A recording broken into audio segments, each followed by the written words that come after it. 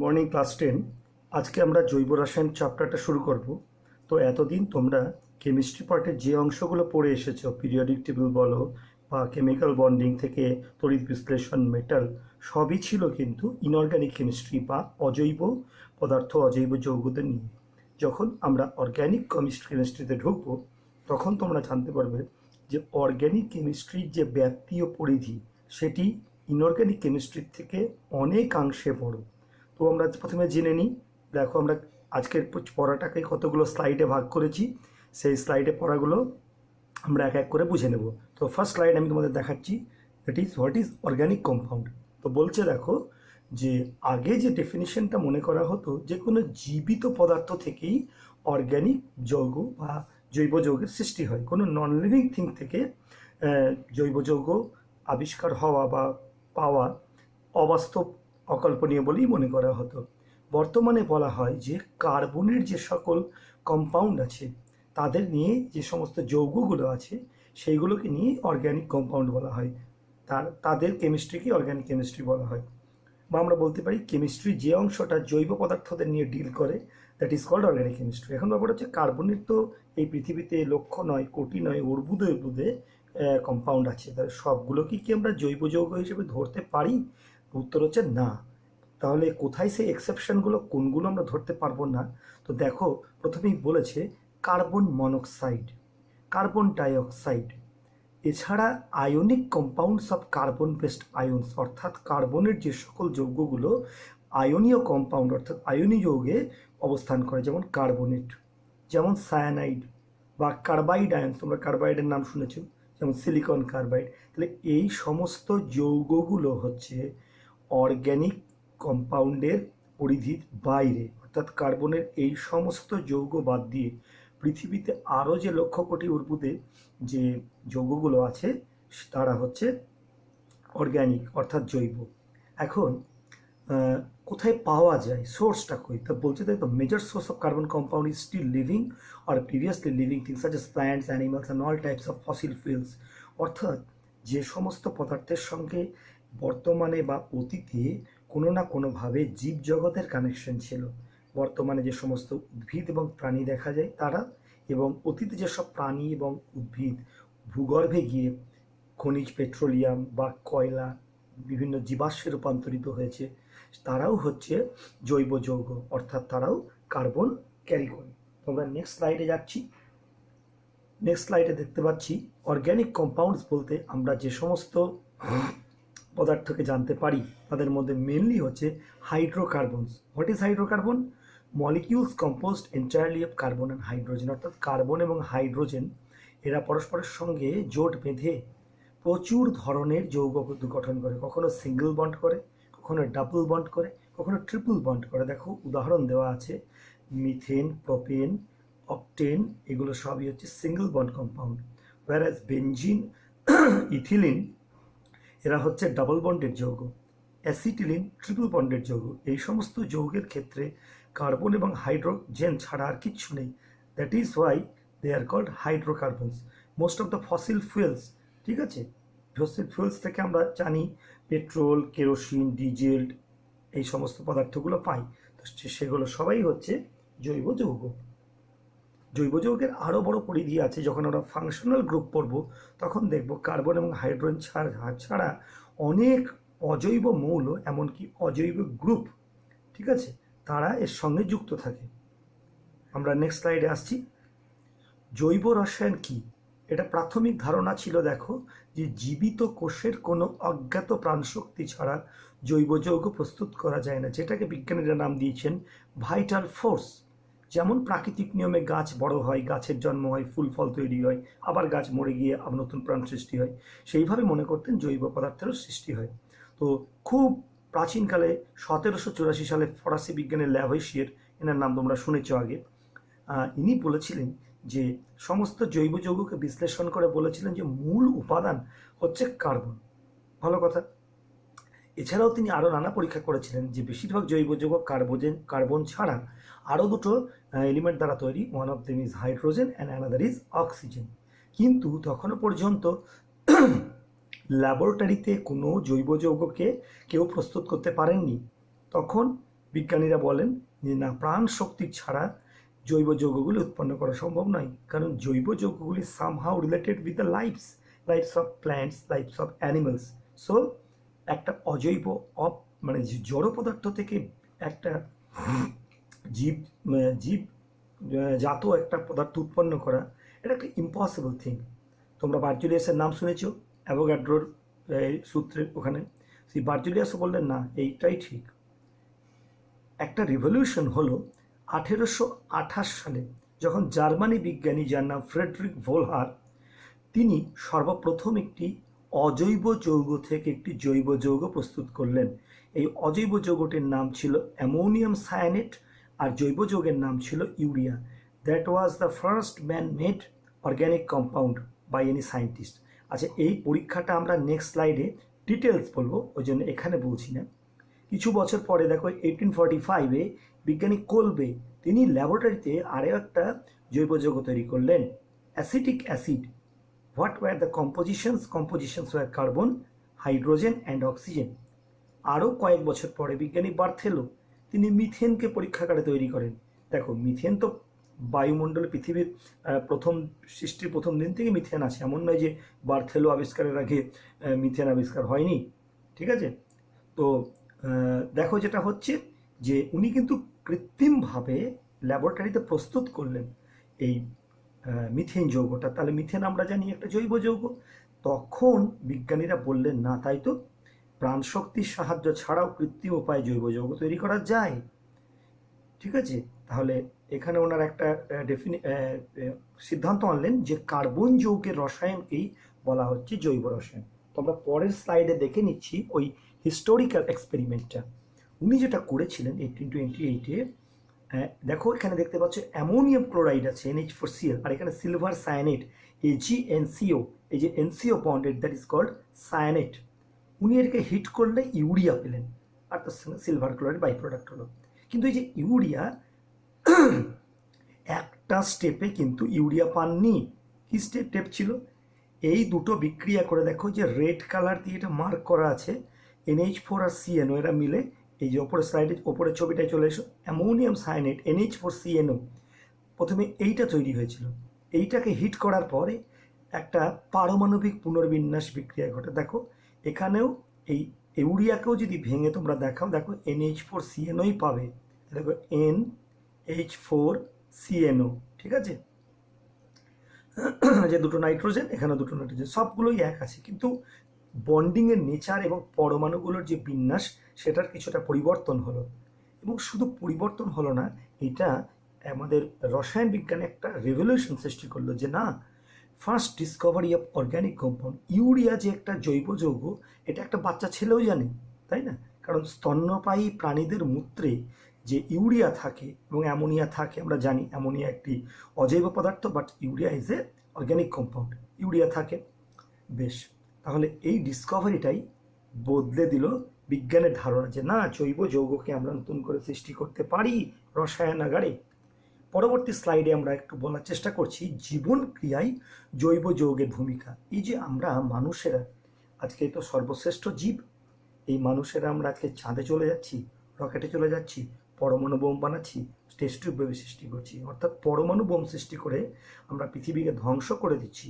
আবার এই পৃথিবীতে টেস্ট টিউব বেবি তৈরি করে বিজ্ঞানের যে মূল ধারণা আমরা বদলে দিচ্ছি, যে without male and female contamination আমরা প্রাণ সৃষ্টি করতে পারছি। তো মানুষ আজকে চাইলে কি না পারে, কিন্তু মানুষের এই শক্তির পিছনে কি আছে? রামদেবের কোনো দাওয়াই নেই, আছে জৈব যৌগের দাওয়াই। তো দেখো কীরকম বলা হচ্ছে, আমাদের দেহে পুষ্টি, বৃদ্ধি, শক্তি বজায় রাখার জন্য যে খাদ্য গ্রহণ করি, দ্যাট ইজ কার্বোহাইড্রেট, এছাড়া আছে ফ্যাট এবং প্রোটিন। এইগুলোই আমাদের যাবতীয় শরীরে কি করে? তাপ সৃষ্টি করে, শক্তি যোগায়। আবার মেন হচ্ছে প্রোটিন আমাদের মাসেলের শক্তি যোগায়, বিভিন্ন মাসেল বিল্ড করে। এই যে তোমরা দেখছো 6 প্যাক 8 প্যাক মানুষ বানাচ্ছে, তাদের একটা বিশেষ ডায়েটের মধ্যে দিয়ে যেতে হয়। ফ্যাট বর্জন করে, কার্বোহাইড্রেট মিনিমাম করে, ম্যাক্সিমাম অ্যামাউন্ট অফ প্রোটিন খায় তারা। অনেক ফিল্ম স্টাররা তোমরা জানো যে রাত্রেবেলায় গ্রিলড চিকেন খায় কিংবা চিকেন স্টিউ খায়, প্রচুর পরিমাণে চিকেন খায়। তার কারণ দে কনজিউম প্রোটিন সো মাচ, যাতে তাদের ইজিভাবে মাসেল তৈরি হয়, 6 প্যাক 8 প্যাক এরকম তৈরি হয়। তোমার আমার আদর্শের মতন এই ফ্যামিলি প্যাক নেই আমাদের। যাই হোক, এরপরে দেখো বিভিন্ন অ্যামিনো অ্যাসিড, লাইফ সায়েন্সে পড়েছো, ভিটামিন, এই সবগুলোর মধ্যেই জৈব পদার্থ আছে এবং বিভিন্ন জৈব রাসায়নিক অনুঘটক হিসেবে কাজ করে। এই সমস্ত জৈব যৌগগুলো দেহের গঠন, সংরক্ষণ, ক্ষয়পূরণ প্রভৃতি জৈবিক ক্রিয়ার ধারা অব্যাহত রাখে। আচ্ছা, আমাদের শরীরের যে বিশাল এনার্জি সব আমরা জানো যে এটিপির মধ্যে থাকে বা অ্যাডিনোসিন ট্রাইফসফেট। এই এটিপির জন্যই আমরা দৌড়ঝাঁপ করতে পারি, পাহাড়ে চলে যাই, খনিগর্ভে ঢুকে যাই, রকেটে করে আকাশে চলে যাই। একইভাবে জোনাকিও কিন্তু তার দেহে আলো সৃষ্টি করে এই এটিপি থেকে এনার্জি নিয়ে। একইভাবে তোমরা জানো ইলেকট্রিক রে বলে যে মাছটা আছে, তার দেহে যে কারেন্ট উৎপন্ন হয় বা অনেক সামুদ্রিক প্রাণীর ক্ষেত্রে আলো উৎপন্ন হয়, তার পিছনেও রয়েছে এই এটিপির উৎস। এছাড়া আমরা জানি যে হিমোগ্লোবিন জীবকোষে অক্সিজেন নিয়ে যায়। এই হিমোগ্লোবিনও একটি প্রোটিন জাতীয় জৈব যৌগ। তার মানে আমরা বলতে পারি। আচ্ছা, আর একটা কথা বলতে, সেটা হচ্ছে এনজাইম বা উৎসেচক। আমরা যে বিভিন্ন যে চীনের লোকেরা সাপ, ব্যাঙ, টিকটিকি, পঙ্গপাল সব খেয়ে হজম করে নিচ্ছে, ওরা তো কেউ মরছে না। তার মানে আমাদের শরীরে বিভিন্ন ধরনের এনজাইম বা উৎসেচক রয়েছে, তারাও কিন্তু বিভিন্ন প্রোটিন জাতীয়। এগুলো সবই জৈব যৌগ। অর্থাৎ আমাদের শরীরের নখ, চুল, কান, স্কিন, রক্ত থেকে শুরু করে যত ধরনের কঠিন তরল সমস্ত পদার্থ রয়েছে সবগুলোই হচ্ছে জৈব যৌগ। ঠিক আছে, আমরা নেক্সট স্লাইডে যাই। নেক্সট স্লাইডে তাহলে তোমাদের মনে একটা প্রশ্ন আসতে পারে যে জৈব যৌগ এবং অজৈব যৌগ এদের মধ্যে কি পার্থক্য আছে? আমি বলবো ভাইটাল পার্থক্য আছে, প্রচুর পার্থক্য আছে। যেমন দেখো, প্রথমে বলা হচ্ছে জৈব যৌগের অণুতে কার্বন থাকবেই, কার্বন ছাড়া জৈব যৌগ হয় না না না।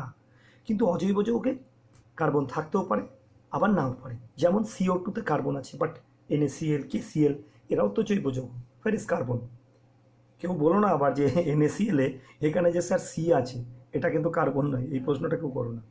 নেক্সট দেখো, জৈব যৌগগুলি সমযোজী যৌগ। সমযোজী যৌগ তোমরা পড়েছো যে ইলেকট্রন শেয়ারিং করে হয়, যেমন মিথেন, ক্লোরোফর্ম, বেঞ্জিন ইত্যাদি ইত্যাদি। অজৈব যৌগ কি হচ্ছে? অজৈব যৌগগুলি জেনারেলি বেশিরভাগ তড়িৎযোজী, তবে কিছু কিছু সমযোজীও আছে। তোমরা প্রশ্ন করতে পারো তড়িৎযোজীর তো 101টা উদাহরণ জানো। সমযোজীর উদাহরণ HCl। HCl কিন্তু সমযোজী, বাট এটা কিন্তু একটি অজৈব যৌগ বা ইনঅর্গানিক কম্পাউন্ড। জৈব যৌগগুলোর গলনাঙ্ক, স্ফুটনাঙ্ক অপেক্ষাকৃত কম, অজৈব যৌগের বেশি। সিম্পল একটা উদাহরণ দিচ্ছি, অ্যালকোহল 60 থেকে 70 ডিগ্রিতে বয়লিং পয়েন্ট, ফুটে বেরিয়ে যায় টকবক করে। জলকে ফুটতে গেলে সে 100 ডিগ্রি লাগে। নেক্সট বলছে জৈব যৌগগুলোর বেশিরভাগ উদ্বায়ী। হ্যাঁ, অ্যালকোহল স্পিরিট হাতে ঢাললে সঙ্গে সঙ্গে উড়ে যায়, ওই জন্য হাত ঠান্ডা হয়ে যায়। জল হাতে ঢাললে দেখো তো উড়বে তো তাড়াতাড়ি, কোনো উড়বে না, ওই জন্য অজৈব যৌগগুলি অনুদ্বায়ী। সমযোজী পদার্থ হওয়ায় জৈব যৌগগুলি জলে অদ্রাব্য। বেশিরভাগ দেখো বেঞ্জিন, ইথার, অ্যালকোহল প্রভৃতি জৈব দ্রাবক। দ্রাব্যের মানেটা কি? সমযোজী পদার্থগুলো বা জৈব যৌগগুলো জলে অদ্রাব্য, বাট ওদের জন্য তাহলে কি ওরা কিছুতেই গুলবে না? হ্যাঁ, ওদের জন্য দ্রাবক আছে, সেগুলি বেঞ্জিন, ইথার, অ্যালকোহল প্রভৃতি। নেক্সট দেখো, এরা যদি এই অজৈব যৌগগুলো সব তড়িৎযোজী হয়, সেই জন্য বেশিরভাগই এরা জলের মধ্যে দ্রবীভূত হয়। তাই এরা জৈব দ্রাবক যেগুলো এতক্ষণ নাম করলাম, বেঞ্জিন, ইথার ইত্যাদি ইত্যাদি, তার মধ্যে দ্রবীভূত হয় না। নেক্সট দেখো, সমযোজী পদার্থগুলো এখানে জলীয় দ্রবণে আয়নিত হয় না, তাহলে আমরা বলতে পারি এরা তড়িৎ পরিবহনও করে না। ওয়ারাস তড়িৎযোজী যৌগগুলো বা অজৈব যৌগগুলো বেশিরভাগই তড়িৎযোজী যৌগ, তাই এরা গলিত বা জলে দ্রবীভূত অবস্থায় আয়নে পরিণত হয় এবং তড়িৎ পরিবহন করে। নেক্সট পার্থক্য আমি বলছি, দেখো জৈব যৌগগুলো যেহেতু সমযোজী, এদের বিক্রিয়া ধীরে ধীরে হয় এবং উভমুখী বিক্রিয়া হয়। উভমুখী তোমরা জানো, এ থেকে বি যদি কম্পাউন্ডটা ট্রান্সফার হয়, কিছুটা পরিমাণ বি থেকে এতেও ব্যাকওয়ার্ড প্রসেসে ফিরে আসবে, কিছুটা উল্টো বিক্রিয়াও ঘটবে। বাট অজৈব যৌগ তাদের বিক্রিয়াগুলো তড়িৎযোজী যৌগগুলো, তাহলে তড়িৎযোজী বিক্রিয়া হলে কী হবে? দ্রুত ঘটে যাবে, সাট করে হয়ে যাবে, অর্থাৎ একমুখী হয়ে যাবে। এইবারে খুব ভাইটাল একটা পার্থক্য। জৈব যৌগের মধ্যে দুটো বিশেষ ধর্ম দেখা যায়। একটা হচ্ছে সমাবয়বতা, অ্যানাদার ইজ ক্যাটিনেশন প্রপার্টি। অজৈব যৌগের ক্ষেত্রে এই দুটো দেখা যায় না। আমি সংক্ষেপে বলে দিচ্ছি, আমরা পরবর্তী ডিটেলসে এই দুটো আরও ব্যাখ্যা করব। সমাবয়বতা মানে একই নামে দুটো আলাদা আলাদা যৌগ। ঠিক আছে, যেমন দেখো এখানে বলেছে ইথাইল অ্যালকোহল, এটা অ্যালকোহল শ্রেণীর, আর ডাইমিথাইল ইথার, এটা ইথার শ্রেণীর। এরা তো এদের গ্রুপ তো আলাদা, তাই না?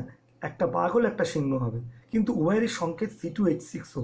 তার মানে C2H6O কে আছো হাজির, তাহলে দুজন হাত ওঠাবে, ইথাইল অ্যালকোহল বা ডাইমিথাইল ইথার। কিন্তু আমরা তো তা বলি না। আমরা ক্লাসে যদি একজনের নাম করি তো একজনই হাত ওঠায়, 5 জন হাত ওঠায় না। কিন্তু জৈব যৌগে একই নাম অথচ আলাদা আলাদা রূপ দেখা যায়, এটা মজাদার প্রপার্টি। তো অজৈব যৌগের ক্ষেত্রে দেখা যায় না। নেক্সট দেখো, কার্বন পরমাণুর ক্যাটিনেশন প্রপার্টি দেখা যায়। ক্যাটিনেশন প্রপার্টি মানে হচ্ছে, আমরা মানব শৃঙ্খলের নাম শুনেছি যে একের সাথে অন্য মানুষ মিলে জোট বেঁধে একটা 1 লক্ষ, 2 লক্ষ, 3 লক্ষ, 5 লক্ষ বা কয়েক কোটি জোট আমরা তৈরি করতে পারি, মানব বন্ধন, মানব শৃঙ্খল। তেমনি কার্বন পরমাণু একইভাবে লক্ষ লক্ষ কার্বন পরমাণুর সঙ্গে বেঁধে যৌগ তৈরি। আমরা যে পরবর্তীকালে পলিমার সম্পর্কে পড়বো, এখানে এই প্রপার্টিসটা দেখা যায়। এছাড়া আরও অনেক যৌগ আছে, কিন্তু অজৈব যৌগের ক্ষেত্রে ক্যাটিনেশন প্রপার্টি দেখা যায় না। আবার কেউ কেউ দেখা যায় অজৈব যৌগের ক্ষেত্রে, দেখো সালফার, অক্সিজেন এবং বোরন, এদের ক্ষেত্রে দেখা যায়, বাট এদের সংখ্যাটা অনেক লোয়ার নাম্বার থাকে। আমরা পরবর্তী পার্থক্যে চলে আসছি। জৈব যৌগগুলোকে বিভিন্ন সমগোত্র শ্রেণীতে ভাগ করা যায়, অজৈব যৌগগুলিতে কোনো সমগোত্র শ্রেণী হয় না। সমগোত্র শ্রেণী মানে, এটা আমরা ডিটেলসে পরে বলবো, আপাতত এটা জেনে রাখো, তাদের যে ফাংশনাল গ্রুপ আছে কার্যকরীমূলক, তার ভিত্তিতে বিভিন্ন শ্রেণীতে সাজানো, একটার সঙ্গে আরেকটার পার্থক্য থাকে তাদের আণবিক ফর্মুলাই। আচ্ছা, অজৈব যৌগের ক্ষেত্রে কোনো এরকম গোত্রে ভাগ করা যায় না। আমরা পিরিয়ডিক টেবিলে কিছু ভাগ করেছি বটে, কিন্তু সেটা এই টাইপের নয়। যখন সমগোত্র পড়বে, হোমোলোগাস সিরিজ নেক্সট দিনে বলবো, তখন এটা আরও ভালো বুঝবে। নেক্সট দেখো, 11 নম্বর পার্থক্য বলছে, এই যে জৈব যৌগের ক্ষেত্রে ছোট ছোট অণু পরস্পর যুক্ত হয়ে বৃহৎ অণু গঠন করতে পারে। একটু আগে যেটা বললাম পলিমারাইজেশন। আমরা একটা এখানে উদাহরণ দিই, আমরা সবাই ক্যারি প্যাকেট ইউজ করি। ক্যারি প্যাকেট মানে হচ্ছে পলিথিন, আরও ভেঙে বললে নামটা হচ্ছে পলিইথিলিন। পলি মিন্স মাল্টিপল, অনেক অনেক অনেক। তো এই অনেক সংখ্যক ইথিলিন অণু উচ্চ চাপে উষ্ণতায় যদি পরস্পরের সঙ্গে যুক্ত হয়, তাহলে একটা পলিমার তৈরি করে। সেই পলিমারের নাম বলছে পলিথিন বা পলিইথিলিন। কিন্তু অজৈব যৌগের ক্ষেত্রে এরকম লক্ষ লক্ষ কোনো বা হাজার হাজার বা শত শত কোনো অজৈব পরমাণু এইভাবে জোটবদ্ধ হয় না। নেক্সট বলছে, দেখো জৈব যৌগ মাত্রই দাহ্য, মিথেন, ইথিলিন এগুলো সব যৌগ দাহ্য। আমি মিথেন, ইথিলিন কথা ছেড়ে দেবো।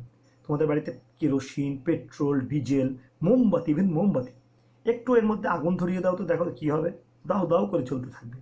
কিন্তু একটু লবণ বা একটু অন্যান্য যে পদার্থগুলো আছে, ওই দেখো পোড়া চুন, যে কোনো পদার্থ, চিনি পুড়ে যাবে, বাট দাও দাও করে জ্বলবে না। অন্য সমস্ত অজৈব যৌগ ফেলে লাট করে দেখো, আগুন দেখলে তা চালিয়ে দাও, দেখবে জ্বলছে না। ঠিক আছে? তো অজৈব এবং জৈব যৌগের আমরা পার্থক্য পড়লাম, আশা করি বুঝেছ। এবার আমরা একটা পরবর্তী স্লাইড দেবো, এখানেও কিছু পার্থক্য দেওয়া আছে, সেই পার্থক্যে কিছু এক্সট্রা পয়েন্ট আছে, আমরা এক্সট্রা পয়েন্টগুলো একটু আলোচনা করে নিই। দেখো, অর্গ্যানিক ভার্সেস ইনঅর্গ্যানিক সাবস্টেন্সের ডেফিনিশনে অর্গ্যানিক বলছে, organic substances are the molecules containing carbon atoms as an essential component, অর্থাৎ অবশ্যম্ভাবী কার্বন। ইনঅর্গ্যানিক কি বলছে, organic substance are the molecules, এখানে একটা ইনঅর্গ্যানিক হবে, inorganic substance are the molecules containing carbon atom as an essential component. আচ্ছা, এই ডেফিনিশনটা একটু গোলমেলে হয়ে গেছে, যাই হোক এটা দেখতে পাচ্ছি। এই ডেফিনিশনটা ইটস নট কারেক্ট।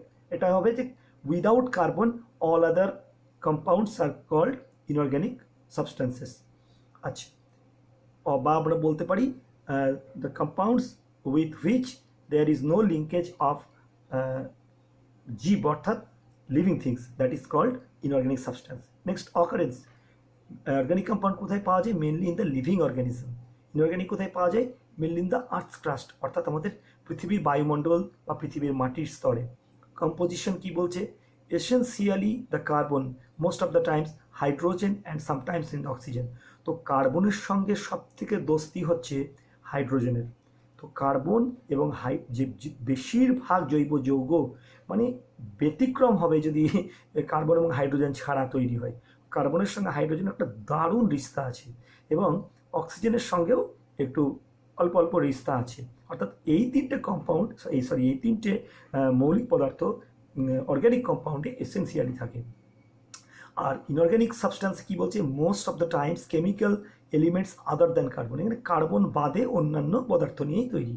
তো কেমিক্যাল বন্ডিং অর্গ্যানিকে হচ্ছে কোভ্যালেন্ট কেমিক্যাল বন্ডিং, সমযোজী, আর ইনঅর্গ্যানিক হচ্ছে আয়নিক, বা এটাকে আমরা বাংলায় কি বলি? তড়িৎযোজী। সলিবিলিটি ইন ওয়াটার, এটা আমরা বলেছি, পয়েন্টটা বলছি না। ফর্মেশন অফ সল্টস, সল্ট কেন কি বলছে? বলছে mostly do not form organic substance, বলছে mostly do not form salts due to the presence of carbon. Carbon থাকে তাই এরা লবণ তৈরি করে না। এটা তো সমজৈব যৌগ, করবেই বা কী করে।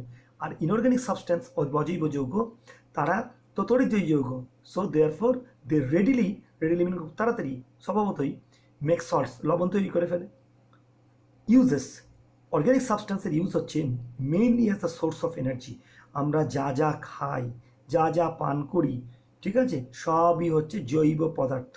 আমরা কেউ অজৈব পদার্থ খাই না। লবণ খাই ঠিকই, কিন্তু খাবারের মধ্যে খাই তো নাকি, নাকি এক গ্লাস লবণ খেয়ে নিই? নিশ্চয় না। তাহলে লবণ ইনঅর্গ্যানিক সাবস্টেন্স। বাট এই যে এক থালা ভাত নিলাম, আর এত বড় আলু সিদ্ধ নিলাম, আর সঙ্গে এত বড় একটা পাঁঠার মানে মটন চাপ খাচ্ছি, যেটাই খাচ্ছি সবই হচ্ছে অর্গ্যানিক সাবস্টেন্স। আমরা অর্গ্যানিক সাবস্টেন্সটাই 99% খাই, আর ইনঅর্গ্যানিক সাবস্টেন্সটা একদমই অল্প পার্সেন্টেজ খাই। ভালো কথা। নেক্সট পার্থক্য দেখো, এক্সাম্পলে বলছে অর্গ্যানিক সাবস্টেন্সে কী কী? Carbohydrate, fat, nucleic acid, organic polymers, শেষ হবে না নাম বলে। আর এখানে ammonia, hydrogen sulphide, hydrogen, carbon dioxide, যেগুলো আমরা পড়েছি সেইটা। আরেকটা পার্থক্য যেটা কোনোটাতেই বলেনি, আমি বলে দিচ্ছি। পৃথিবীতে ইনঅর্গ্যানিক সাবস্টেন্সের সংখ্যা কয়েক লক্ষ, কিন্তু অর্গ্যানিক সাবস্টেন্সের লক্ষ্য কোটি বললে একটু ভুল হবে, এটা অ্যাকচুয়ালি অর্বুদ বলা উচিত। বেশ, এইবার আমরা কার্বনের যে স্পেশাল প্রপার্টিটার কথাই বলছিলাম, যে ক্যাটিনেশন প্রপার্টি। বলছে carbon atoms join one other to form long carbon chains called catenation, মানব শৃঙ্খলের মতন, ঠিক আছে। আরেকটা হচ্ছে টেট্রাভ্যালেন্সি। একটা কার্বন কটা কার্বনের হাত ধরতে পারে বা কটা অন্য পরমাণুর হাত ধরতে পারে, সেখানে বলা হচ্ছে কার্বন ইজ এ টেট্রাভ্যালেন্ট। এটা কেন? দেখো, কার্বনের ইলেকট্রন সংখ্যা 6, তাহলে কি হবে 2 আর 4, বাইরের কক্ষে 4টি ইলেকট্রন, সো এটার যোজ্যতা 4। তো carbon has a valency of 4, so it can bond with 4 other atoms of carbon atom or some other atoms, বা এর বলছে মনোভ্যালেন্ট কম্পাউন্ড, মানে যাদের এক যোজ্যতা একযোজী মৌলের 4টের সঙ্গে মানে বাঁধতে পারে, ঘর বাঁধতে পারে। এটা দেখো আনব্রাঞ্চড চেইন বা লিনিয়ার চেইন বলা হয়। কার্বনের এটা একটা যৌগ, নাম আমি এখন বলছি না, পরে বলবো। এটা একটা কার্বনের সাথে কার্বনের সিঙ্গেল চেইন রয়েছে। এখানে দেখো কার্বনের সিঙ্গেল চেনের সঙ্গে একদিকে একটা ব্রাঞ্চ বা শাখা তৈরি করেছে। এখানে দেখো দুদিকেই শাখা, এইটা লম্বা চেন, এর ওপরে একটা শাখা, নিচে একটা শাখা। তো আনব্রাঞ্চড চেন বা লিনিয়ার চেন এবং ব্রাঞ্চড চেন, ক্যাটিনেশন প্রপার্টি, এগুলো সব কার্বনের প্রপার্টি। এবং এই জন্যই কার্বন, এই যে বলছি অর্বুদে যৌগ আছে, এই বিভিন্ন দিকে বিভিন্ন ব্রাঞ্চ, বিভিন্ন দিকে বিভিন্ন সঙ্গে এই যৌগ হওয়ার ক্ষমতা, বিভিন্ন নাম্বারের সংখ্যায় যুক্ত হওয়ার প্রবণতা, এই কারণেই এই কার্বনের এত সংখ্যক জৈব যৌগ দেখা। পরে আসছি, দেখো টেট্রাহেড্রাল কার্বন অ্যাটম। আমরা তো দেখলাম কার্বনের চারদিকে 4টে বন্ড, মানে যোজ্যতা আছে, হ্যাঁ বন্ডও আছে। তো একটার সঙ্গে একটার অ্যাঙ্গেল কত ছিল দেখো আগের ছবিটায়, এটা ছিল 90 ডিগ্রি, তাই তো। এই যে এগুলো সব 90 ডিগ্রি চারিদিকে, কিন্তু বাস্তবে এটা নয়। বাস্তবের স্ট্রাকচারটা হচ্ছে এই রকম। এই যে নিচের ছবিটাই দেখো, একটার সঙ্গে একটা, মানে দুটো HCH, এই যে বন্ড অ্যাঙ্গেল, দুটো বন্ডের মধ্যে যে angle, this is not 90 degree, 90 degree থেকে একটু বেশি, 109.5 ডিগ্রি। তাহলে এটা কি করে সম্ভব? আমি যদি এটাকে ত্রিমাত্রিক আকার দান করি, দ্বিমাত্রিক আকারে তো 90 ডিগ্রি করেই হবে, তাই না? যদি খাতায় আঁকি, তাহলে খাতায় আঁকা সম্ভব নয়। কিন্তু আমরা সম্ভব করার জন্য একটা প্রোটোটাইপ আঁকতে পারি, একটা রেপ্লিকা আঁকতে পারি। এই স্ট্রাকচারটা দিচ্ছেন বিজ্ঞানী ভ্যান টপ অ্যান্ড লাবেন। ওরা বলেছেন, কি বলেছেন, যে 4 valencies of carbon are arranged in tetrahedral geometry. Tetrahedral মানে চতুস্তলক, যেমন পিরামিড, ঠিক সেই রকম। Arranged in tetrahedral geometry with 2 bonds lies in the plane of paper denoted by ordinary lines. এই 4টে বন্ডের মধ্যে দুটো, এই যে এই ওপরেরটা সি এর সঙ্গে এক্স এবং সি এর সঙ্গে ওয়াই, এই দুটো হচ্ছে কাগজের সমতলে থাকে। তা দুটো বন্ড যদি কাগজের সমতলে থাকবে, তো স্বাভাবিক একটা বন্ড থাকবে কাগজের ওপরে, একটা থাকবে কাগজের নিচে। তো কাগজের ওপরে কোনটা? এই যে বোল্ড করে যে বন্ডটা আছে, মানে কালো মোটা ঘষে দেওয়া যে কালারের বন্ডটা, জেড।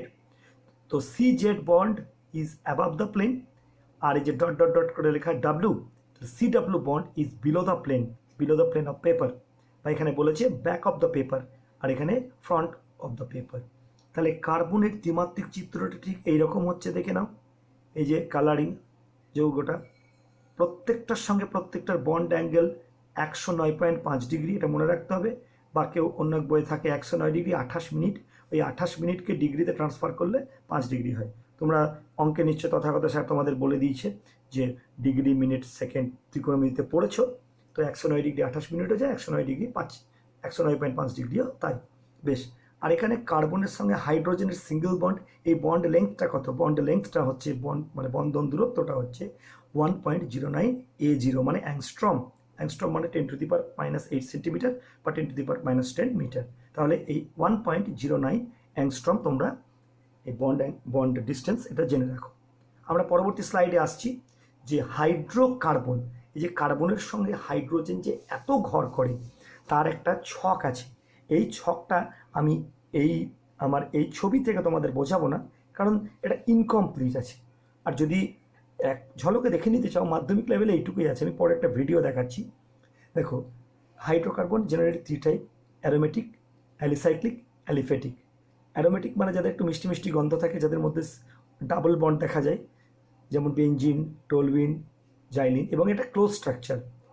অ্যালিসাইক্লিকও তাই, একটা ক্লোজ স্ট্রাকচার, কিন্তু এখানে কোনো সিঙ্গেল বন্ড, মানে সবই single bond, no double bond, triple bond, আর এরা কোনো সুগন্ধি পদার্থ নয়, that is called alicyclic compound. আর অ্যালিফেটিক হচ্ছে এর বাইরে কোনো ক্লোজ শৃঙ্খল নয়, সরল শৃঙ্খল, সেটা লিনিয়ার চেনে হতে পারে, ব্রাঞ্চড হতে পারে। সেই অ্যালিফেটিক আবার দুভাগে বিভক্ত: একটা সম্পৃক্ত হাইড্রোকার্বন যার অপর নাম অ্যালকেন বা প্যারাফিন, সম্পৃক্ত মানে সিঙ্গেল বন্ড, অসম্পৃক্ত মানে হচ্ছে যা ডাবল বা ট্রিপল বন্ড আছে। তাহলে অসম্পৃক্ত দুটো প্রকারের: alkyne, অ্যালকাইন। Alkyne double bond, অ্যালকাইন triple bond. Alkyne কোনগুলো? ইথিলিন, প্রোপিন ইত্যাদি ইত্যাদি। অ্যালকাইন ট্রিপল বন্ড কোনটা কোনটা? Acetylene, propyne. আচ্ছা, এই আমাদের যে কার্যকরী মূলক আছে এটা আমরা নেক্সট একটা ক্লাসে বোঝাবো। আমরা এবারে ওই পুরো হাইড্রোকার্বনের যে বিভাগটা সেটা আমরা একটা ছোট্ট ভিডিওর মাধ্যমে বুঝে নিই, যে ভিডিওটা তোমাদেরকে খুব কাজে লাগবে। তো ঠিক আছে, তো ভিডিওটা শুরু করছি, watch it carefully. Let's understand the classification of organic compounds. Based on the structure, the organic compounds are classified like this. They are basically divided into two different types. One, the open chain, the second one, the closed chain compounds. And open chain মানে বললাম যেটা, যে একটা লম্বা linear সরল রেখার একটা মতন একটা কার্বনের সজ্জা, অথবা এর সঙ্গে কোনো ব্রাঞ্চ, কোনো বদ্ধ নয়।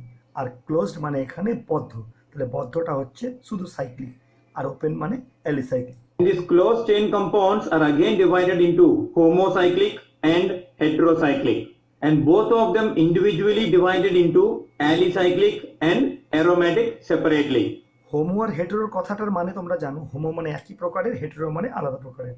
অর্থাৎ যেখানে শুধুমাত্র কার্বন এবং হাইড্রোজেন থাকছে সেটা হোমো, আর হেটেরোতে চলে আসছে কার্বন এবং হাইড্রোজেনের বাইরেও আরও অন্যান্য পদার্থ, যেমন সালফার, নাইট্রোজেন, অক্সিজেন ইত্যাদি ইত্যাদি। That is called hetero. Let's understand this one after the other. তাহলে হোমো এবং heterocyclic both are divided into two types. One is alicyclic, another is aromatic. The first one, open chain compounds or the acyclic compounds. So these compounds contain open chains of carbon atoms in their molecules, means the terminal carbon atoms are completely free and they are not linked with each other. Means terminal বলতে বোঝাচ্ছে একটা প্রান্তের কোনো একটা carbon পরমাণু সেটা free, free বলতে সেটা অন্য কাউরির সঙ্গে, অন্য কোনো কার্বন অ্যাটমের সঙ্গে যুক্ত না, অর্থাৎ একটা চেনের এখানে এন্ডিং আছে, এটাই বলাচ্ছে। the chain is open, so that is the reason why we call it as open chain compounds or acyclic compounds. They are not in the form of a closed ring. If we take an example of propane, it is like this: CH3, CH2, CH3, isn't it? So in this propane, all the three carbon atoms are linked with each other and the terminal carbon atoms are completely free. Completely free means, of course, they are linked with hydrogen, but they are not linked with each other in order to form a closed ring. Take another example of pentane. We'll write like this: CH3, CH2, CH2, CH2, CH3. This is pentane. And here also the terminal carbon atoms are not linked with each other. So we call them as acyclic compounds or open chain compounds. তার মানে বোঝা যাচ্ছে দুদিকে যে দুটো terminal carbon পরমাণু থাকছে তারা পরস্পর থেকে সেপারেটেড। যদি তারা পরস্পরের সঙ্গে ইন্টারলিঙ্কড হতো তাহলে ভাবো এই যে লম্বা রেখাটা রয়েছে এটাকে বাঁকিয়ে দিতাম, দুটোকে টাচ করে দিতাম দুটো টার্মিনালকে, তাহলে ওটা একটা ক্লোজ স্ট্রাকচার হয়ে যেত। সেই জন্য এখানে এটা হচ্ছে ওপেন চেন কম্পাউন্ড, মানে কোনো ক্লোজড কিছু নেই। It need not to be always a hydrocarbon, it can be any compound. When we take the case of acetic acid, again here, this is an example of open chain compounds. So the organic compounds are basically divided into open chain. The second one, the closed chain. These compounds contain one or more closed chains or rings of atoms in their molecules. Means in this case, the terminal carbon atoms of the compound, they are linked with each other in order to form closed rings. So that is the reason why we call them as cyclic compounds or closed chain compounds. And these are further divided into two different types. One, homocyclic compounds. The second one, heterocyclic compounds. So what are these? These are the compounds in which the two terminal carbon atoms are linked with each other in order to form a closed ring. So it can be a 3-membered ring or a 4-membered ring or 5-membered ring or even a 6-membered ring, so on. তার মানে বুঝতে পারছো এই লিঙ্কটা যদি খুলে দিই, যে কোনো একটা প্রান্ত যদি খুলে দিই তাহলে একটা লম্বা সরল রেখা পেয়ে যাব, অর্থাৎ এর আগের ক্যাটাগরিটায় পেয়েছিলাম আমরা যেটা সিঙ্গেল চেন। আবার ওই দুটো প্রান্তকে যদি জুড়ে দিই তাহলে এরকম কখনো স্ট্রাকচারে যদি তিনটে থাকে, যেমন প্রোপেন ছিল CH3 CH2 CH3, সেইটাকে যদি পরস্পরের সঙ্গে লিঙ্কড করে দিই তাহলে এটাও প্রোপেন হবে, বাট এটা হবে সাইক্লো, যেহেতু একটা সাইক্লিক যৌগ এই জন্য নাম হয়ে যাবে এটা সাইক্লোপ্রোপেন। চারটে থাকলে বিউটেন, এটা হয়ে যাবে সাইক্লোবিউটেন। একইভাবে এটা cyclopentane, this is cyclohexane, cyclo নামটা অ্যাড হয়ে যাবে। So here the carbon atoms are linked in the form of a closed ring. And these are divided into two types.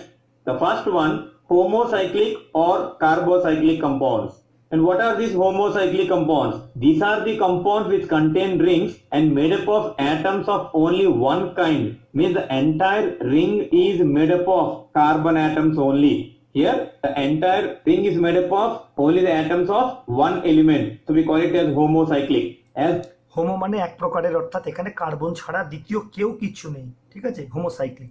the entire ring is made up of carbon. সেই জন্যই যেহেতু carbon দিয়ে তৈরি তাই এর আরেকটা নাম হচ্ছে কার্বোসাইক্লিক, যেহেতু কার্বন ছাড়া কেউ থাকে না এখানে। Carbon atoms only, we call it as carbocyclic compounds. And these are further divided into two different types. One is alicyclic and the second one aromatic. Let's understand this. In case of alicyclic compounds, these are the carbocyclic compounds which resemble aliphatic compounds in most of their properties. Means these are the cyclic compounds in which the carbon atoms are linked with each other to form a closed ring-like structure. For example, if I write cyclopropane, the three carbon atoms are linked with each other in order to form a ring, and all these are remaining hydrogens. And even though these are the cyclic compounds, they resemble with the aliphatic compounds in most of their properties. তার মানে অ্যালিসাইক্লিকে দেখো বলছে resemble মানে সাদৃশ্য কার সাথে, aliphatic কম্পাউন্ডের সঙ্গে, অর্থাৎ cyclopropane এটা একটা ক্লোজ স্ট্রাকচার, এর প্রপার্টি আর নর্মাল যে প্রোপেন অর্থাৎ CH3 CH2 CH3 এই এদের মধ্যে সাদৃশ্য আছে, এটাই বলা হচ্ছে অ্যালিসাইক্লিকের properties. That is the reason why we call them as alicyclic compounds. Cyclic compounds resembling aliphatic compounds. Alicyclic কথাটা এসেছে অ্যালিফেটিক প্লাস সাইক্লিক, অবশ্যই এটা সাইক্লিক যৌগ, বাট এদের যৌগের ধর্মের সঙ্গে অ্যালিফেটিকের সাদৃশ্য আছে, that's why this are called alicyclic compounds. আশা করি নামকরণের মধ্যে তোমরা এর ব্যাপারটা বুঝে গেছো। If we take another example, it is cyclobutane, where we can write the 4 carbon atoms linking with each other to form a closed ring like this. Then cyclohexane, the 6 carbon atoms are linked with each other in order to form a closed ring. This is cyclohexane. So for understanding purpose, let me ask you to write all these compounds in terms of bond line method. How you will write? We simply write in terms of lines, and it automatically means that at this vertex there is CH2, again is CH2 here, and again is CH2 here. And cyclobutane we represent in this way, and cyclohexane we represent in this particular way. In bond line method, no need to write the atoms of carbon and hydrogen, only we write the atoms other than these two. তার মানে আমরা একটা জিনিস জানলাম যে cyclic কম্পাউন্ডকে আমরা যদি bond line ফর্মুলাতে লিখি তাহলে আলাদা করে আমার কার্বন অ্যাটম বা হাইড্রোজেন অ্যাটমকে লেখার দরকার নেই। দেখো ত্রিভুজ, চতুর্ভুজ বা ষড়ভুজ বিভিন্ন একটা স্ট্রাকচার আঁকলেই হবে। স্ট্রাকচারের শীর্ষবিন্দুগুলো মানেই হচ্ছে কার্বন এবং তার সঙ্গে সিঙ্গেল বন্ড, মানে বুঝতেই পারছো কটা হাইড্রোজেন অ্যাটম থাকবে। যেমন আমরা এই কার্বনের মাথাটাই আসি, তাহলে এই কার্বনের দুটো হাত দুদিকে দুটো ত্রিভুজের বাহু সৃষ্টি করেছে, মানে দুটো বন্ড নিয়েছে, তাহলে দুটো হাত খালি, তাহলে এখানে দুটো হাইড্রোজেন আছে, দ্যাটস ওয়াই CH2। তার মানে আলাদা করে লেখার দরকার নেই, এইটাকে আমরা সংক্ষেপে এটা লিখতে পারি, this is the bond line formula. The next one, the aromatic compounds. So these are also the cyclic compounds, that is carbocyclic compounds, which contain alternate double and single bonds between the carbon atoms. So what will be the best example here? It is nothing but benzene, in which the 6 carbon atoms are linked with each other by alternate double bonds and single bonds, and all the remaining are hydrogens here, like this. And simply we can write like this, not representing the carbon and hydrogen atom. এটা একটু ভালো করে বোঝানো, এটা একটা কার্বনের হচ্ছে কি বলবো ক্লোজ স্ট্রাকচার, ঠিক আছে। এখানে কার্বনের সঙ্গে কার্বনের দেখো একটা ডাবল বন্ড, নেক্সট হচ্ছে সিঙ্গেল বন্ড, এই জন্য বলা হচ্ছে alternate double and single bond. সেই কারণে দেখো প্রত্যেকটা কার্বনের ভালো করে দেখো, এটা সিঙ্গেল বন্ড, এটা ডাবল বন্ড, তাহলে তিনটে বন্ড, তিনটে হাত চলে গেল যোজ্যতায়, একটা হাত খালি থাকলো, সেই জন্য একটা করে হাইড্রোজেন রয়েছে, প্রত্যেকটাতেই সেম। তাহলে এই বেঞ্জিনকেও, এটার অ্যাকচুয়ালি নাম হচ্ছে বেঞ্জিন, ঠিক আছে।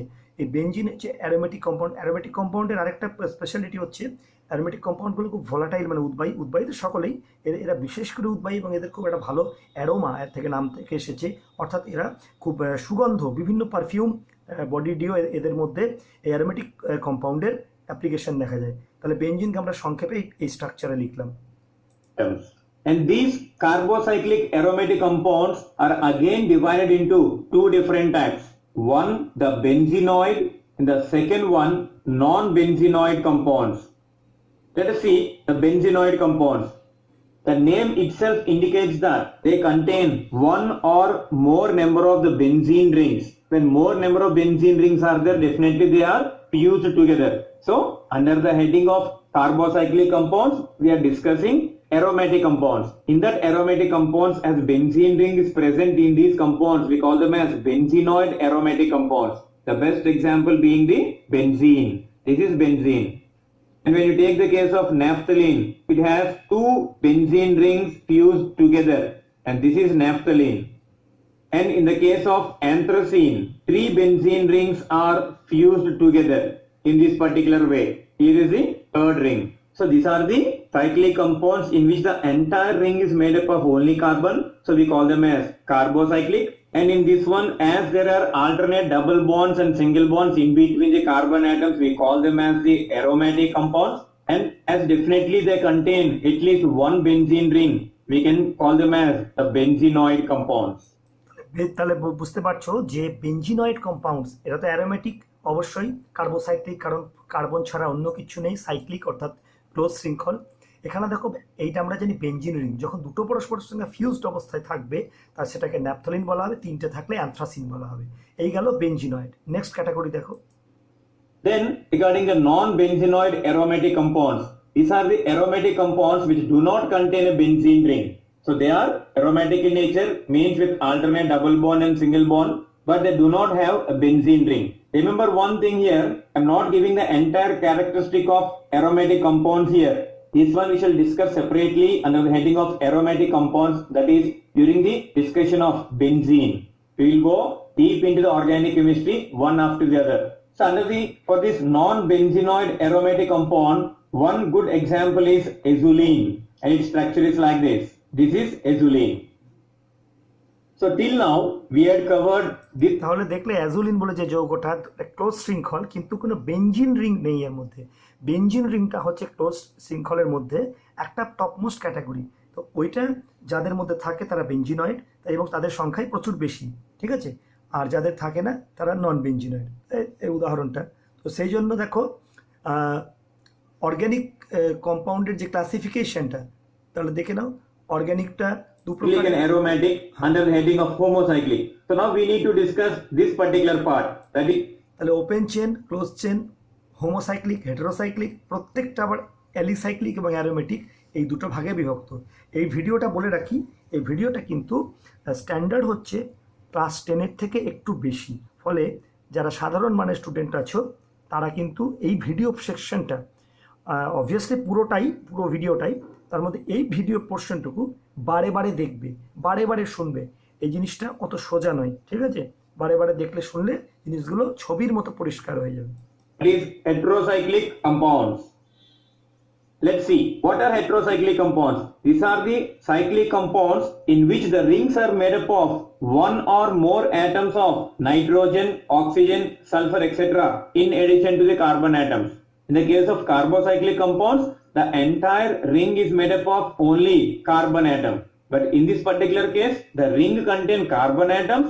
The ring contains some additional atoms like nitrogen, oxygen, sulfur, etc.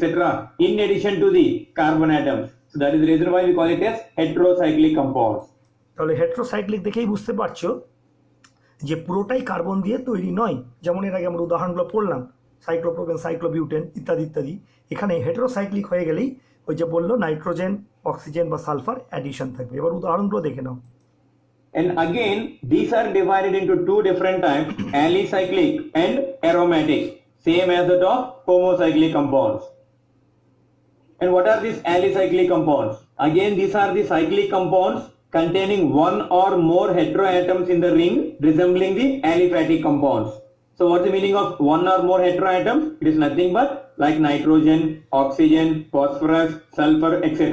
So the ring contains any one of these atoms along with the carbon atoms. Even though these are the cyclic compounds, they resemble with the aliphatic compounds in their properties. So we can say like this, the aliphatic cyclic compounds containing one or more heteroatoms in their rings, they are the alicyclic heterocompounds. The examples for this are, this is one which we call it as tetrahydrofuran. As I mentioned earlier, all these are CH2 groups. Another example, this is tetrahydropyrrole. And this one, tetrahydrothiophene. Then the second type, that তাহলে এই জিনিসটা তোমরা বুঝতে পারলে যে এটা দেখো একটা ক্লোজড চেন। ক্লোজড চেন কীরকম, এই 5টা যৌগই একটা ক্লোজড পঞ্চভুজের মতো হয়েছে, কিন্তু 4টে মাথায়, 4টে শীর্ষবিন্দুতে 4টে কার্বন অ্যাটম আছে, কিন্তু পঞ্চমটা যথাক্রমে অক্সিজেন, নাইট্রোজেন এবং সালফার। সেই কারণেই এটা হচ্ছে হেটেরো অ্যাটমস, অর্থাৎ হেটেরোসাইক্লিক কম্পাউন্ড। এবার হেটেরোসাইক্লিকের মধ্যে এটা অ্যালিসাইক্লিক গেল, এরপরে অ্যারোমেটিক আসছে। নামগুলো দেখে নাও, টেট্রাহাইড্রো সবগুলোতেই রয়েছে, কারণ 4টে করে মানে 4টে পার্টে হাইড্রোজেন রয়েছে। কেউ যদি এটা আমরা যখন পড়াশোনা করেছি তখন টেট্রাহাইড্রো বলতাম, এটা বলতাম furan, this is pyrrole, this is tetrahydro বা থায়োফিন, অ্যাকচুয়ালি থায়োফিন। তাহলে ফিউরান, পিরোল এবং থায়োফিন এই নামেই জানি। এবার তোমরা টেট্রাহাইড্রো নামটা বলতে 4টে কার্বন অ্যাটম হাইড্রোজেন দ্বারা যুক্ত, এইটাই বোঝানো হচ্ছে। thiophene. Then the second, so these are the aromatic cyclic compounds containing one or more heteroatoms in their molecules. So these are the cyclic compounds containing atoms of nitrogen, oxygen, etc. other than carbon atoms, and they are aromatic in nature. So they are called as the aromatic heterocyclic compounds. Examples, this is furan, this is pyrrole, or you can spell it as pyrrole also, it's up to you. This is thiophene, and this is pyridine. So these are, আচ্ছা, এখানে দেখো যে furan, pyrrole, thiophene বা pyridine. এর আগে আমি বললাম যে টেট্রাহেড্রাল নামটা ছিল 4টে করে হাইড্রোজেন যুক্ত থাকার জন্য। এখানে কিন্তু টেট্রাহাইড্রো কথাটা নামটা নেই, কারণ অল্টারনেট পজিশনে সিঙ্গেল বন্ড, ডাবল বন্ড আছে। দেখো এর সাপেক্ষে এটা অল্টারনেট ডাবল বন্ড, এর সাপেক্ষে এটা অল্টারনেট ডাবল বন্ড, এই ডাবল বন্ডের সাপেক্ষে এটাও অল্টারনেট পজিশনে আছে, ঠিক আছে? সেজন্য টেট্রাহাইড্রো নামটা নেই, এই জন্য ডাইরেক্ট ফিউরান, পিরোল, থায়োফিন, আর এটা হচ্ছে পিরিডিন। তো এইগুলো হচ্ছে অ্যারোমেটিক কম্পাউন্ড যারা হেটেরো অ্যাটমস নিয়ে তৈরি। তাহলে হেটেরোসাইক্লিক অ্যারোমেটিক কম্পাউন্ড বলতে আমরা এই সমস্ত যৌগগুলোকে বুঝি। তাহলে আজকের এই ক্লাসে আমরা অর্গ্যানিক কেমিস্ট্রির শুরু করলাম। এটা স্টার্টিং লেসন ছিল। এখানে আমরা জৈব যৌগের সঙ্গে অজৈব যৌগের পার্থক্য বুঝলাম, জৈব যৌগের গুরুত্ব বুঝলাম, ডেফিনেশন বুঝলাম, বা জৈব যৌগের সঙ্গে